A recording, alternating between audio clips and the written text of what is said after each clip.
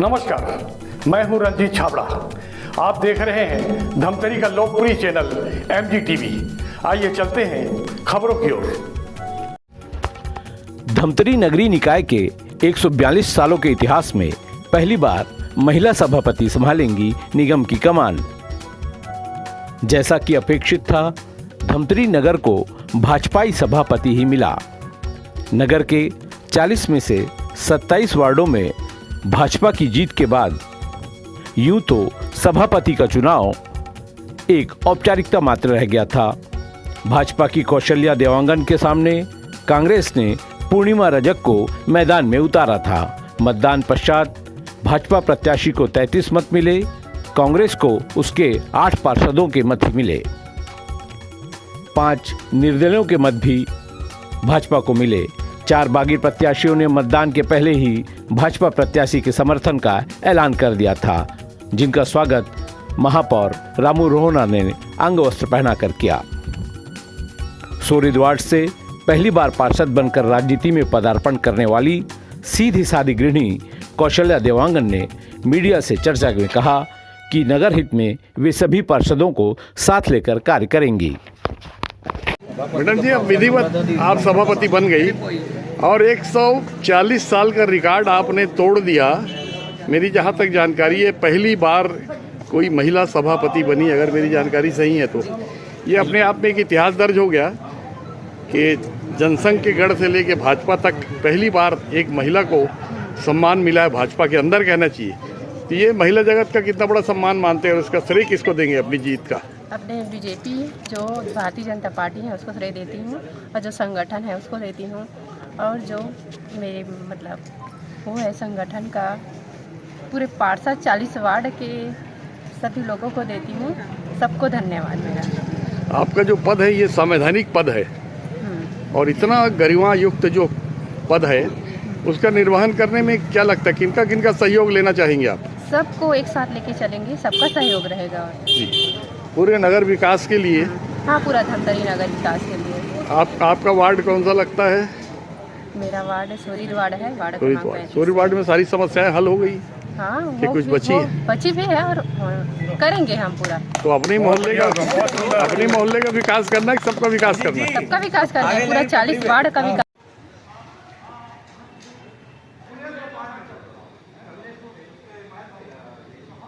जिंदाबाद जिंदाबाद जिंदाबाद, रामू भैया जिंदाबाद जिंदाबाद, नरेंद्र मोदी जिंदाबाद, JP नड्डा जी जिंदाबाद, विष्णुदेव साय जी जिंदाबाद, किरण देव जी जिंदाबाद।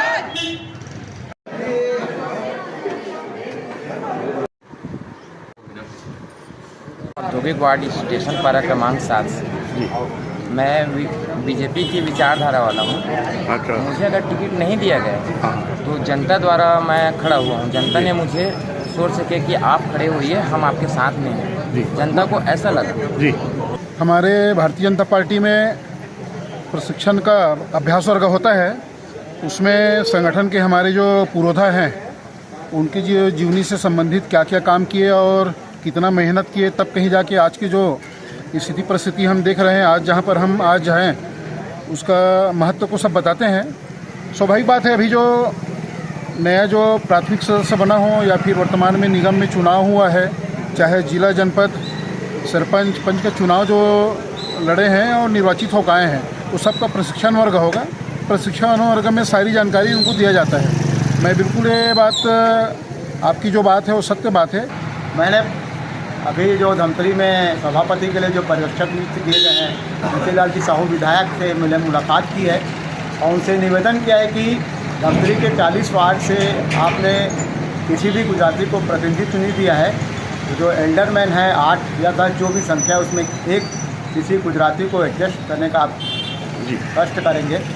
ये उन्होंने उनके साथ निर्मल बड़रिया भी बैठे थे, बड़रिया जी, उन्होंने भी सहमति जताई है। हाँ, ठीक बोल रहे हैं भाई, गुजरातियों को हमने प्रतिनिधित्व नहीं दिया है। तो मैंने उनसे निवेदन किया है कि भाई आप थोड़ा इस मुद्दे पे पार्टी से बात करें या जो भी यहाँ संगठन है उनसे आप हमारी बात पहुँचाएँ। ये जातिवाद की बात आप कर रहे हैं, जबकि जातिवाद की बातों को हवा कांग्रेस दे रही है और आप बोल रहे हो मैं विचारधारा के रूप में भाजपा से जुड़ा हुआ हूँ। तो ये आपका जो दावा है ये पार्टी की विचारधारा के विरुद्ध नहीं जाएगा? है, जातिवाद की बात नहीं कर रहा हूँ मैं, सिर्फ कोई गुजरातियों को प्रतिनिधित्व नहीं मिला है करके, बाकी ऐसे कोई जातिवाद की बात नहीं है। नहीं, जाति जनगणना की बात राहुल गांधी ने की थी और आपके परम पूज्य मोदी जी ने उसकी खिलाफत भी की थी। तो उस लाइन को पकड़ने के बजाय आप धमतरी स्तर पर, नगरीय स्तर पर ये बातें कर रहे हैं, तो क्या ये शोभा देता है? शोभा अपने इसमें वो वाली बात नहीं है भाई। ऐसा है कि एक गुजराती को भी प्रतिनिधित्व मिलना चाहिए और 48 लोग हैं नगर निगम में, 48-50 जो भी संख्या है, एक प्रतिनिधित्व के रूप में भाई हमारी भी संख्या 11-1200 है धमतरी में। नहीं तो ये मांग बिना जाति आधारित भी तो कर सकते थे। जाति आधारित तो नहीं, लेकिन ये मैंने भाई एक 1200 है, हम वैसे भी गुजराती लोग जनरली जो हमारी मान्यता भाजपा के प्रति रही है, तो हम भाजपा के जो पर्यवेक्षक महोदय आए सुन रहे हैं, अपने निवेदन किया है कि भाई गुजरातियों को प्रतिनिधित्व दिया जाएगा। गुजराती तो पूरी दुनिया में छा गए हैं और गुजरात ने तो पूरे देश के सामने एक मॉडल भी पेश कर दिया है, तो उससे आपको खुशी और संतुष्टि नहीं है कि धमतरी में भी आपको चाहिए? नहीं, संख्या के आधार पे कम से कम 1200-1400 जो हमारी संख्या, उस आधार पे एक गुजराती प्रतिनिधित्व तो मिलना ही चाहिए। तो उस हिसाब से फिर हमारे समाज की 2000 से ज़्यादा है। सवाल ही नहीं है। मैंने इस बात को अपने मित्र से कहा भी है, विकास नंदा से मैंने कहा भी है, और पूछ लीजिए आप भाई पंजाबी और गुजरातियों को 10 जो 8 या जो भी 10 एल्डरमैन है उसमें एक गुजराती और एक पंजाबी को प्रतिनिधित्व मिलना ही चाहिए। धमतरी जिले में आप रहते हैं जी, और धमतरी जिले के नगरी में नगर पंचायत अध्यक्ष बलजीत सिंह छाबड़ा को बनाया गया है, जी। तो पंजाबी कोटा तो फिलअप हो गया। नहीं, हम धमतरी से शहर की बात करें, हमको जिले से क्या मतलब है? विकास क्रूज में हो रहा है, उससे हमको क्या करना है? हमको धमतरी से मतलब है ना, हमको क्रूज से क्या करना है? हम मुख्यालय की बात करें ना जी। नगरीय निकाय चुनाव तो पार्टी बेस पे होने ही नहीं चाहिए। इस पर पार्टी सिंबल या पार्टी का दखलंदाजी ठीक नहीं है। जो भी अध्यक्ष बने, चाहे मेयर हो या अध्यक्ष हो, सभापति हो, वो ऐसा होना चाहिए कि जो दोनों पक्षों की बात सुने और जो विधिवत है, विधि सम्मत है, उन चीज़ों पे अपनी सहमति प्रकट करें। जी, हमारी पार्टी में आज तक पुराने लोगों को हमेशा जो भटक गए रास्ता, अब जो पार्टी विरोधी काम किए हैं, उनके लिए तो मैं शुरू से मांग करते आया हूँ कि उनको आजीवन, उनको और उनके परिवारों को बाहर करो। गंदगी हमेशा के लिए बाहर करो, ना कि गंदगियों को लो। लेकिन अभी जो है, जो 4 आए हैं, मेरे को तो जानकारी नहीं है। हमारी पार्टी में हमेशा ये है कि बाहर जो जीत के आए हैं वो कोई पार्टी के सिंबल से नहीं लड़े, वो निर्दलीय लड़े। अब वो पार्टी में आ रहे हैं तो उनका स्वागत है। नहीं, आपके पास ऑलरेडी 27 पार्षद है। हमारे पास तो पूरा तो हमारे पास फिर बहुमत है। क्या जरूरत पड़ गई ऐसे बागियों को हवा देने की? जी, ये है कि हमारी पार्टी की और ताकत बढ़ेगी हमारे नगर निगम में। तो 27 पर्याप्त नहीं है ताकत और के लिए? ताकत बढ़ेगी। सामने तो 8 ही बचे हमारे। हाँ, नहीं, इस परंपरा के बारे में आपने कहा था कि इस परंपरा का समझौता नहीं होना चाहिए। नहीं होना चाहिए। मैं तो आज भी कायम हूँ। हाँ। लेकिन ये जो है, अब उस पार्टी के उसमें नहीं जीते हैं ना। हाँ। अब ये जीते हैं निर्दलीय में। हाँ। और वो आना चाह रहे थे हमारी पार्टी में, तो उनका स्वागत है। इन्होंने भाजपा को कोई नुकसान नहीं पहुंचाया है, ये निर्दलीय जो लड़े हैं। मेरे को अब ये जानकारी नहीं है भाई साहब कि ये पार्टी विरोधी काम इसमें से कौन किया, कौन नहीं किया। अगर आज हमारे साथ यहाँ खड़े हैं, क्या माना जाए कि उनकी वापसी हो गई? वापसी विधिवत पार्टी संगठन नेतृत्व, प्रदेश नेतृत्व के द्वारा होगी और इसका निर्णय शीर्ष नेतृत्व लेगा। आज उन्होंने अपनी विचार प्रकट किए कि हम भारतीय जनता पार्टी के सभापति के जो कौशल्या देवी खड़ी हुई हैं, उनके पक्ष में अपना मतदान करना चाहते हैं। रामू भाई, हमेशा की तरह जो बागी हैं वो जीत के आते हैं और बाद में सत्ताधारी दल के साथ अपने स्वार्थ हो या जो भी उनका हो, जो भी व्यू हो, विचारधारा हो, आके जुड़ जाते हैं। तो इस तरह ऐसे बागियों को बार बार शामिल करने से क्या एक नई परंपरा का प्रारंभ नहीं होगा? देखिए, भारतीय जनता पार्टी में वापसी होना या शामिल होने का विषय ये जिला और स्थानीय इकाई को नहीं है। ये निर्णय प्रदेश नेतृत्व लेगा। प्रदेश नेतृत्व विचार करेगा इनकी सदस्यता कब बहाल होगी और कब वापसी होगी, घर वापसी होगी। लेकिन आज जो यहाँ पर ये हमारे सदस्य आए हैं भारतीय जनता पार्टी के पक्ष में, जो हमारे सभापति की उम्मीदवार है सम्मानीय श्रीमती कौशल्या देवांगन, उसके पक्ष में मतदान करना चाहते हैं। उन्होंने आकर अपना निःशर्त समर्थन दिया है और हमने उनके निःशर्त समर्थन को स्वीकार किया है। विजय भैया, प्रतिष्ठापूर्ण चुनाव तो आप जीत गए हैं महापौर का, 27 लोग शामिल भी उसमें हो गया पार्षद, लेकिन 4 निर्दलीय को भी जो शामिल किया गया है, इससे जो है लोगों के बीच में अच्छा संदेश नहीं जा रहा है, क्योंकि इससे बगावत को प्रश्रय मिलेगा और अगले बार फिर वो हरियाणा जैसी राजनीति हो जाएगी, आया राम गया राम। आप कैसा देखते हैं इस विषय को? देखिए, आज जो लोगों का झुकाव है वो नरेंद्र मोदी जी की तरफ है, और जो काम करता है वो भारतीय जनता पार्टी करती है। और निश्चित ही मैं प्रदेश नेतृत्व का हृदय से धन्यवाद आभार व्यक्त करता हूं कि एक प्रचंड बहुमत से धमतरी नगर निगम में हमारे रामू रोहरा जी की जीत हुई है और 27 पार्षदों की जीत हुई है। और बात रही निर्दलीय पार्षदों की, उन्होंने अपना मत दिया भारतीय जनता पार्टी पर, और उनको भी विश्वास है कि कार्य अगर कोई कर सकता है तो भारतीय जनता पार्टी कर सकती है, और उन्होंने भारतीय जनता पार्टी का हाथ थामा। मैं पूर्णिमा भरत देवांगा, सुभाष नगर वार्ड क्रमांक 40 पार्षद। योगेश भैया, ये सभापति के लिए चुनावी जो प्रक्रिया संपन्न हुई है, इससे कितने संतुष्ट है आप? अब वो तो सबको दिख रहा है सर कि जिसका बहुमत ज़्यादा है उन्हीं को बनना है। बस ये था कि हमारे पार्षद जो 8 पार्षद है वो पूरा अपना मत कांग्रेस को दें, कांग्रेस के प्रत्याशी को दें जी, बस यही मुख्य था। लेकिन पूरा निर्दलीय भी जितने थे सब बीजेपी को ही वोट दिए जी। तो ये बागी लड़के फिर शामिल जैसे हो गए, तो ये जो परंपरा लोकतंत्र के लिए क्या नुकसानदायक देखते हैं कि लाभदायक है? अब देखिए, ये जो भी पार्टी से अलग हट के निर्दलीय चुनाव लड़े और आज जीत के आए हैं, तो ये तो जग जाहिर है कि आज जिसकी सत्ता है आदमी उसके साथ ही रहेगा जी। और अपने अपने वार्ड का विकास जरूरी है और जो वे करवाएंगे। इससे बागी लोग को आगे चल के प्रोत्साहन मिलेगा और आपके दल में भी समस्या आ सकती है, ऐसा नहीं लगता आपको? नहीं, ये तो बिल्कुल इस चीज़ को पार्टी को देखना चाहिए। जो निर्दलीय हैं उनके ऊपर कार्रवाई होनी चाहिए, उनको यकायक बिल्कुल भी पार्टी में शामिल नहीं करना चाहिए जो निर्दलीय हैं उनको, और आगे भी भविष्य में ज़्यादा निर्दलीय चुनाव ना जीतें, ऐसा उनका काम होना चाहिए। सभापति की क्षमता पर आपको कितना यकीन है? अब देखिए कि बीजेपी जो करती है वो सबको जग जाहिर है, क्योंकि वो ऐसे प्रत्याशी ढूंढती है कि जो उनके इशारों पर चले। बस ऐसे ही प्रत्याशी उन्होंने ढूंढा है और वो अपने हिसाब से काम करवाएंगे। लोढ़ा जी, पता लगा कि आप एक्सीडेंटल पार्षद हैं? जी जी, एक्सीडेंटल पार्षद। हमारी जो जानकारी है उसके अनुसार आपको किसी ने चैलेंज किया था कि राजनीति की बड़ी बड़ी आप बातें करते हैं, एक पार्षद चुनाव लड़ के दिखाइए तो आपकी सारी हेकड़ी निकल जाएगी। तो आपने उस चैलेंज को स्वीकार किया और पार्षद बन के आपने अपनी काबिलियत सिद्ध कर दी, अपनी ताकत दिखा दी।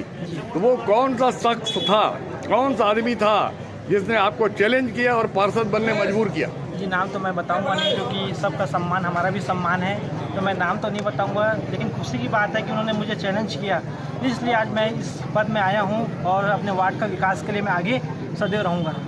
भाजपा से आप विचारधारा के रूप में शुरू से जुड़े रहे हैं या आप भी एक्सीडेंटल पार्षद हैं? जी जी, भाजपा से मैं शुरू से ही हूँ, लेकिन मैंने टिकट नहीं मांगा था, लेकिन फिर भी एक चैलेंज मुझे मिला, उस चैलेंज को मैं स्वीकार करके यहाँ तक पहुँचा हूँ। आज सबका विकास सबका साथ आज हमने स्वीकार किया है। आप निर्दलीय चुनाव लड़े जी, जाहिर है कि जिस पार्टी में आज आपने गमछा पहना है उनको आपके खिलाफ बहुत ताकत लगानी पड़ी ताकि भाजपा का उम्मीदवार जीत जाए। आपने भाजपा के उम्मीदवार को हरा दिया और आप जीत गए, उसके बाद फिर आप भाजपा में आ गए। तो ये जो परंपरा है ये लोकतंत्र के लिए क्या खतरनाक नहीं है? खतरनाक तो नहीं है, लेकिन मेरे को क्या चैलेंज दिया गया था, उसी चैलेंज के लिए मुझे आना पड़ा है। मैं किसी पार्टी के विरोध में नहीं आया हूँ, मैं बस अपने वार्ड वासियों के विकास के लिए, अपने मोहल्ले के विकास के लिए आया हूँ सामने। तो पार्टी के अंदर अब आप चैलेंज बन गए हैं जी, भाजपा के लिए भी कुछ करके दिखाएंगे वैसा ही चैलेंज वाला काम? पक्का दिखाएंगे या कुछ करके नहीं दिखाएंगे? नहीं दिखाएंगे, पक्का दिखाएंगे जी जी। धन्यवाद। बहुत अच्छे से बढ़ेगा। एक तो आप जैसे जागरूक और दमदार पत्रकार सामने आता है ना, जो नए नवेले वो थोड़ा घबराहट हो जाती है, तो उस कारण भी हो सकता है। जब पेपर देने जाता है आदमी थोड़ा नर्वस हो जाता है, और आप जैसा जब एकदम प्रभावशाली व्यक्तित्व, क्षमतावान पत्रकार जिसका नाम सुन के बड़े बड़े मंत्री भी घबराते, बड़े बड़े अधिकारी घबराते, ये नए नए हमारे जो आए थोड़ा नर्वस हो गए होंगे। और बाकी भारतीय जनता पार्टी की नीति से आप अवगत है, हमेशा चौंकाने वाला परिणाम दिया है, और आप देखेंगे क्षेत्र का कैसे सर्वांगीण विकास होता है। और ये धरती कौशल्या माँ की धरती है, ये भी इत्तेफाक है कि सभापति का नाम भी कौशल्या है। और सबसे पहले तो आपके माध्यम से आप सबको शहरवासियों को धन्यवाद देता हूं, क्योंकि शहर की जनता जब भी चुनती है अपने योग्य और समर्पित प्रत्याशी चुनती है। आज हमारा शहर भी आज भाजपा में है, तो हमारे पार्टी के प्रति सबका श्रद्धा है ही। रही बात मेरा चुनाव लड़ने का, तो मैंने टिकट मांगा था, मेरे धर्मपत्नी के नाम से भी मांगा था और मैं अपने नाम से भी मांगा था, पर कुछ कारणवश हमें नहीं मिल पाया। पर जनता का जनादेश मिला मुझे कि भाई आप चुनाव लड़ो, आपका योग्यता, आपकी कार्य क्षमता, आपका कार्यशैली अच्छा है, हम आपको चुनाव जिताएंगे। और जिताने वाले भी मुझे कोई और नहीं, हमारे ही पार्टी से भाजपा के कार्यकर्ता जो वार्डों में रहते हैं, हमारे सम्मान्य कार्यकर्ता होते हैं, वो सभी हमको सम्मानजनक एक पद में पहुंचा है। मतलब आप ये कहना चाहते हो कि भाजपा के कार्यकर्ताओं ने, आप क्योंकि सीनियर कार्यकर्ता है भाजपा के, तो उन्होंने अपनी पार्टी से, पार्टी की विचारधारा के खिलाफ जाके आपको चुनाव जितवाया, आप ये कहना चाहते हैं? पार्टी की विचारधारा के खिलाफ नहीं गए हैं। पार्टी के हम कहने का मतलब ये है कि हम सब कार्यकर्ता हैं, कार्यकर्ता का सम्मान करते हुए उन्होंने हमको अपने वार्ड की योग्य समझकर हमको चुना है वहाँ पे, और हम भारतीय जनता पार्टी के कर्मठ कार्यकर्ता हैं और सदैव रहेंगे हम। तो आपकी वजह से भाजपा का उम्मीदवार हार गया, अब क्योंकि आप भाजपा में आ गए हैं, तो ये सारी स्थिति को क्या सम्मानजनक मानते हैं?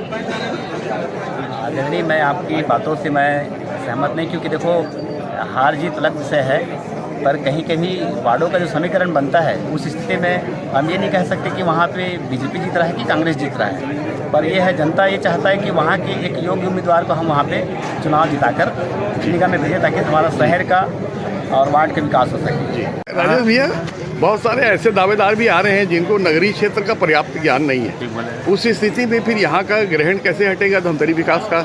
ये भारतीय जनता पार्टी का पता नहीं क्या ऐसा सोच है, साया साया हो रहा है करके पूरे छत्तीसगढ़। मेरे को तो नहीं लगता 1.5-2 साल से साया साया हो रहा है। और आज जो चुनाव हो रहा है उसमें जो इन्होंने प्रत्याशी खड़ा किया है, मेरी जानकारी में मैं तो उसको देखा भी नहीं हूँ, न कभी उसको भारतीय जनता पार्टी के कार्यालय में भी देखा हूँ, न कभी अभी जानता भी नहीं।